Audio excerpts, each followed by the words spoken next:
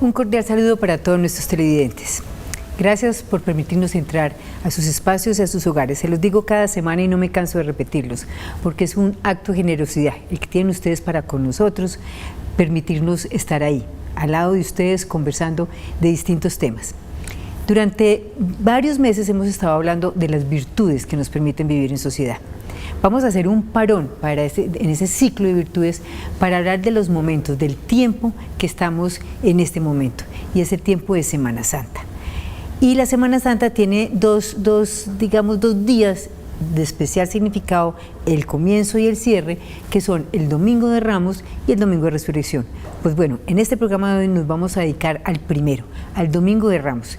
Y tengo para conversar sobre este tema con ustedes como invitado al padre Gabriel Ignacio Rodríguez, el director del Centro Fe y Culturas. Padre, bienvenido. Gracias, Jenny. Muchísimas gracias. Es una delicia. Un saludo a todos los televidentes. Es una delicia tenerlo como invitado porque fluye, las palabras y las preguntas le fluyen de una facilidad que qué rico. Bueno, Dios quiera. Gracias. Padre, en Domingo de Ramos, yo recuerdo tanto, nosotros vivíamos mi primera infancia por la América, segundo Danubio, después en Simón Bolívar, y en esa época en la parroquia de San Javier hacían unas procesiones espectaculares con muchos, pues como mucha ceremonia, y venían los carabineros y era todo. Ese Domingo de Ramos tiene un valor entrañable para todos los católicos y para todos nosotros, pero ¿cuál es el marco? ¿En qué momento histórico sucede lo que sucedió para que tantos años después lo estemos reviviendo? La verdad, la fiesta del Domingo de Ramos es muy especial. No se la sacó la Iglesia un poco así como del bolsillo inventada, no, tiene un fundamento histórico y es básicamente que en un momento de la vida de Jesús, casi en su momento determinante, Jesús llega a la capital de aquel país, a Jerusalén, ciudad considerada santa, y la entrada de Jesús en Jerusalén fue muy especial. Entonces ahí ese elemento histórico. Tan especial es ese ingreso a Jerusalén que los 4 evangelistas la narran. Cada evangelista hace sus énfasis a lo largo de sus evangelios, pero qué interesante, los 4 coinciden en que Jesús entró a Jerusalén. Pero venga, antes de que siga, créame una duda, ¿por qué cada uno cuenta las cosas como distintas? Claro, cada evangelista, cuando escribió su evangelio, primero lo escribió en un momento, digámoslo así, en un año distinto. Marcos hacia el año 65, Lucas hacia el año 70, 80, Mateo un poco después, 80, 85, Juan a finales del siglo I. Entonces, cada uno de ellos tiene una época distinta, pero además cada uno de ellos está dirigiendo a una comunidad diferente, a un grupo de cristianos de origen diverso. Entonces, y cada uno recogió tradiciones diversas. Entonces, por eso hay algunas pequeñas diferencias en las narraciones, pero lo fundamental es que coinciden en la gran mayoría de las narraciones que hacen sobre Jesús. Y en esta en concreto, ¿en qué es lo que más coinciden los 4? Digamos, la entrada. Ya ese es un análisis muy minucioso, habría que poner los 4 textos, digamos, paralelos para ver qué pequeñas diferencias hay. Pero lo interesante es ver lo siguiente: Jesús escoge para entrar en Jerusalén, según San Juan, que parece ser la historia más cercana digamos, a lo que sucedió. Jesús entra a Jerusalén en un momento en que estaban celebrando los judíos la fiesta de los tabernáculos.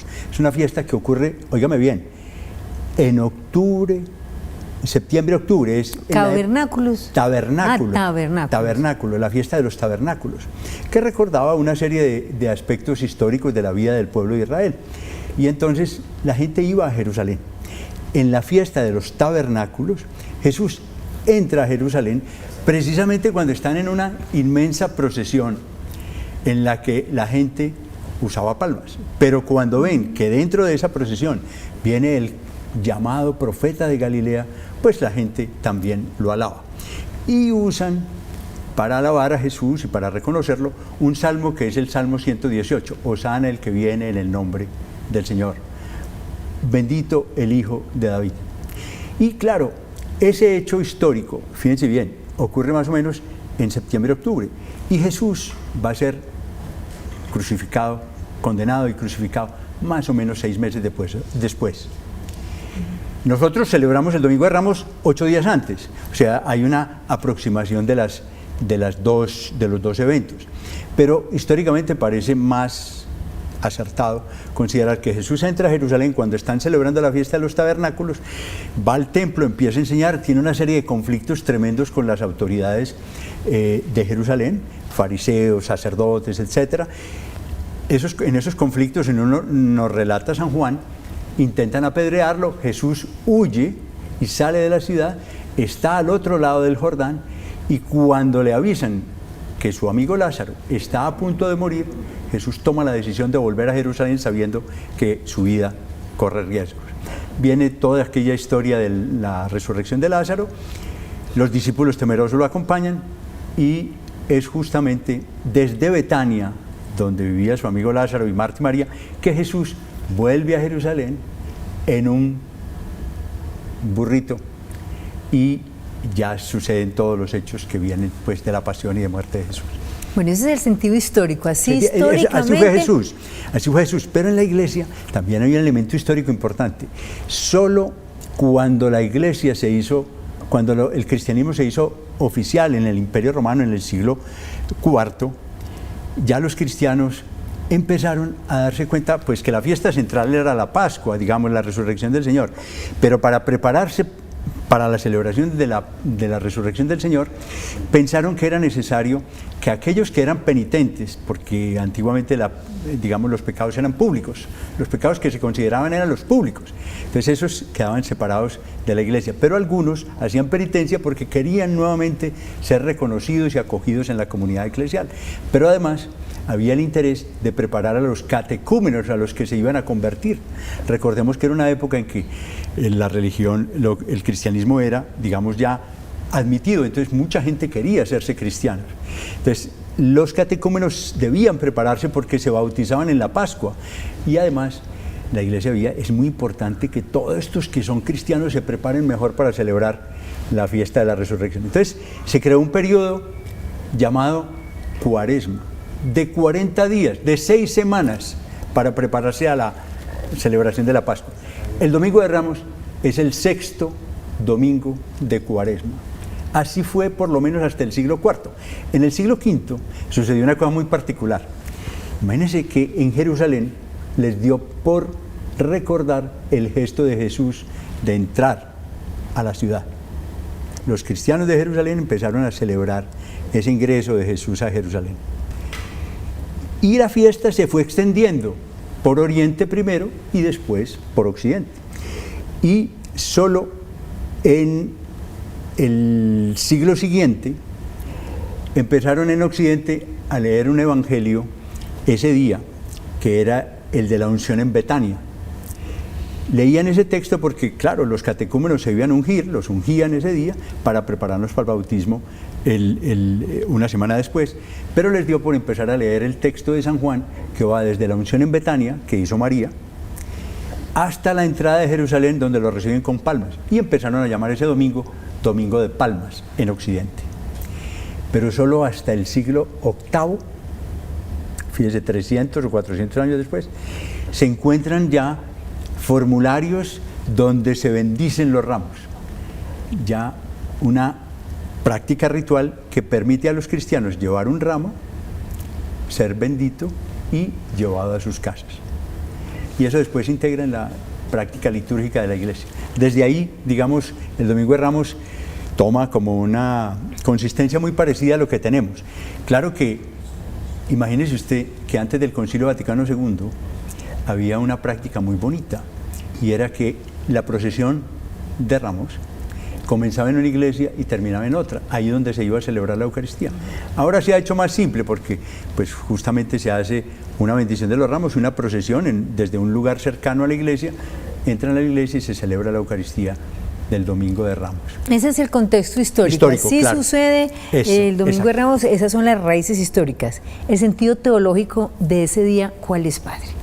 Bueno, mira, a ver, voy a decirte dos cosas. Lo primero, teológicamente, Jesús se encuentra ante el desafío más grande de su vida. Él sabe que llegar a la capital, a Jerusalén, donde están las autoridades, significa entrar en un conflicto profundo y ofrendar su vida porque la forma como Jesús está mostrando que es Dios era una imagen de Dios completamente distinta a la que ofrecía el judaísmo, y eso podía costarle la muerte. Entonces el sentido teológico profundo es: Jesús está ofreciendo su vida. ¿Para qué? Para que la humanidad tenga una imagen de Dios bondadoso, misericordioso, compasivo, que era una imagen muy distinta a la que ofrecía el judaísmo, que era un Dios que exigía el cumplimiento de la ley, que excluía de la comunidad judaica a quienes no cumplían la ley. Jesús no, Jesús propone una imagen de Dios por la que está dispuesto a dar la vida. Dios como Padre, Dios capaz de acercarse al pecador, Dios capaz de redimir y de rescatar la humanidad. Y Él sabe que eso le va a costar la vida. Si permanece fiel a ese mensaje, podía haberse escapado y, viendo los peligros que corría, callarse la boca e irse. No, Jesús continúa fiel ante ese mensaje que siente que debe comunicar. Y yo creo que eso es muy importante para nosotros creyentes hoy, porque quien cree en Jesús está creyendo en el Dios que propuso Jesús, que es el Dios que considera a toda la humanidad como sus hijos y que está permanentemente tratando de rescatarlos, de salvarlos, está trabajando en cada uno para moverlo al bien, para que coopere con los otros, para que viva siempre en el espíritu del amor. Padre, pero yo veo mucha gente como que todavía sigue con ese concepto de un Dios que exige que la norma, que la misa, que el sacramento por el sacramento, que las novenas. No nos quedamos a veces mucho en esa más religiosidad que es de sentido teológico y espiritual. Sin duda, yo creo que, pero es una percepción muy limitada y pobre de la experiencia cristiana. Por supuesto, cuando tú asumes la fe cristiana, lo que estás creyendo es que Dios te habita, que Dios está poniendo en tu corazón sentimientos de bondad, de amor, de respeto por el otro, de cercanía al que sufre. Te está invitando a que tú mismo abras tu corazón, salgas de tu ego y entiendas que los demás también son parte de tu vida y que tú estás invitado a crecer en la medida en que te relacionas amable, cordialmente, servicialmente con los demás. Entonces, esa es la visión, digamos, profunda de la fe, porque tenemos un Padre común y porque todos nosotros somos hermanos, estamos llamados a ayudarnos a crecer en la vida unos con otros y no a devorarnos unos a otros, en virtud del engrandecimiento personal, del endiosamiento personal. Entonces, la visión cristiana te propone ese espíritu de vida, es un espíritu que tú vas a vivir en todas las situaciones. Y claro, para vivir en ese espíritu, qué bueno sería que tú tengas una cierta disciplina u organización personal, porque si no vas a ser esclavo de tus propios apetitos e impulsos. Tú tienes que saber que tienes que tener un autocontrol de tu propia vida, una disposición permanente para examinarte, para revisarte, y tú tienes que nutrir ese espíritu. Pero eso es, cuando tú vives en ese espíritu amoroso, para ti no hay ley. Tú haces las cosas fácilmente, eso te brota del corazón. No necesitas que nadie te obligue a atender al pobre, a ir a la Eucaristía, porque tú sientes que la necesitas, tú sientes que es fuente y alimento para ti, entonces tú vas. Tú vives la experiencia cristiana del amor y tú dices, hombre, qué bueno contraer matrimonio con esta mujer, en el espíritu del amor, de la entrega personal.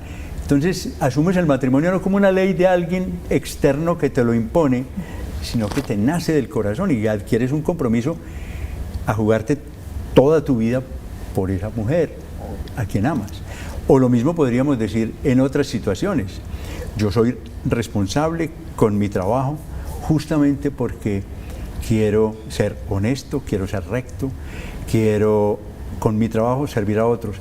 Y claro, como vivo en el espíritu cristiano, para mí lo importante del trabajo no es enriquecerme, engrandecerme, sino prestar un servicio. Padre, volviendo al Domingo de Ramos, uno dice de Domingo de Ramos y necesariamente llegan a la mente imágenes como el burrito, como los ramos. Cuéntenos, háblenos un poco de esos símbolos de este día que estamos celebrando por esta época. Se dice que Jesús entró a Jerusalén en un asno. El asno es un animal de servicio, humilde, diferente a la imagen del caballo. El caballo era el animal que usaban los reyes, los potentes, los romanos. Militares, los romanos. Es una imagen de poder. Quien entra a Jerusalén a caballo es un ejército dominante. Jesús escoge un burrito que dice que todavía no ha sido usado. Hay algunos comentaristas que de una forma muy interesante dicen, sí, el burrito es el servicio. Nadie le apuesta al servicio para saber que a través del servicio tiene un camino de vida, de crecimiento personal y de crecimiento colectivo. Efectivamente, el servicio es lo que haría a esta humanidad diferente. Y es interesante porque, además de traerle el burrito, dice el Evangelio que los apóstoles le ponen los mantos.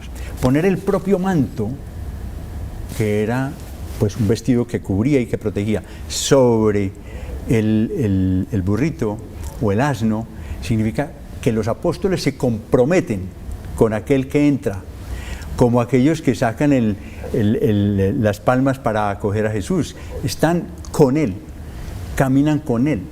No solamente lo alaban como persona, sino que alaban su propuesta de vida, su propuesta de organización social, su propuesta de su imagen de Dios, la imagen de Dios que está proponiendo. O sea, todos los que se juntan para ayudar y caminar con Él en ese ingreso a Jerusalén, son gente que se suma a ese espíritu de vida, a ese camino de vida, donde lo fundamental es el servicio al otro y la humildad, y no las ganas de sobreponerse a los demás, ni el orgullo, ni la prepotencia. Eso es lo que Jesús lleva, si quieres, a un colectivo que es la ciudad, porque la imagen de una ciudad o la imagen de Jerusalén es la imagen de la colectividad humana. No solamente somos individuos, personas, somos colectividades. Y la imagen de Jerusalén es eso, es Jesús entrando a una colectividad humana. ¿Con qué? ¿Con qué valores? Con estos que acabo de mencionar, para nutrirla, para hacerla convivir, para hacerla caminar en la senda, diríamos, espiritual que Dios quisiera que todos los seres humanos vivamos. Y usted no me ha hablado de los ramos y de las palmas, y entonces se alborotan los ecologistas y dicen la iglesia no puede dañar la palma de cera y que cámbiela. ¿Cómo qué significan esas palmas como símbolo? Y lo otro, ¿cómo hacer que la gente no se quede en la palma y en la crítica a la iglesia por la palma? Claro. Evidentemente la palma no es esencial. Se usó la palma mucho tiempo, pues porque cuando, digámoslo así, la narración histórica habla que la gente tomó ramos de olivo, tomó ramos de árboles para alabar al que entraba. Después se usó la palmera o la palma porque era muy común, y en Colombia se asumió la palma de cera. Pero claro, hoy somos conscientes que no es esencial de la celebración.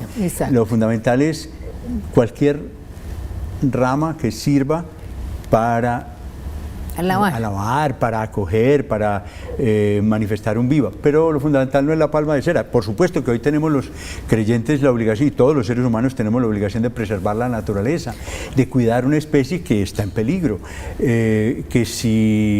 como también tendríamos otras muchas especies vegetales e incluso animales que es una obligación cristiana proteger, porque es la protección de la creación, obra de Dios. Bueno, Padre Gabriel, se nos va acabando el tiempo con usted siempre, eso es una maravilla, eso se siente uno que apenas acabamos de empezar el programa.